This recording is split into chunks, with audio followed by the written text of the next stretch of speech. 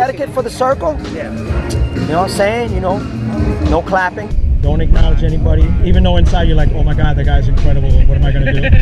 Taking your time and just not being in a rush. It looks like a lot of people are squeezing a lot of things into their rounds, and they're forced to, which makes your stock go down. After 5 rounds, you put in 25 moves. It's not easy. Hold your ground, you know? You can run, but you can't hide. You're going to take a beating, take a beating. Don't leave. Get in, stay in there till it's over. You get touched back in the days. You don't respond. They just played you. And it was common to see people not respond because some people want to beat you up. And they were thugs. I mean, you took the word hard rock, you know, like a lot of original B-boys wasn't no pushovers.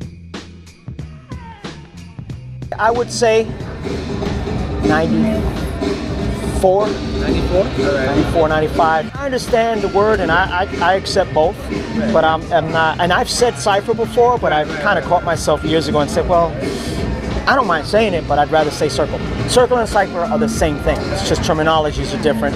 And as a traditionalist, I'd rather say circle. I come from when the God bodies, the 5%ers that build knowledge in the Cypher. Cypher comes from the words they chose to use that were part of the 5% nation. There was a lot of 5%ers that were MCs.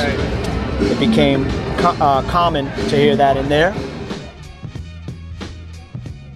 Probably the most impact a circle had on me as a young kid. I was 12 years old, and it was in St. Gregory's Church. It was in the basement, and it was a party. You know, it was the community was invited, and my older brother's friends were there, and it was a DJ, and it was mostly disco because hustle was it was the big dance, and I was experimenting with breaking already. It was my first year, and went in a circle with some of my older brother's friends.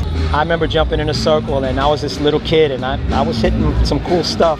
And the crowd loved me, and you know, it changed me. I was too little to be nervous, man. Yeah? You're just like... Not in that environment because my brothers were there. I was comfortable. It wasn't like I was in the street at a park. But at the end of the day, I remember the moves that I threw, I worked on and I chose for a specific reason. At the end of the day, that circle was, it's just kind of like I felt so good about people really liking me, and it made me, after that, I just started practicing harder.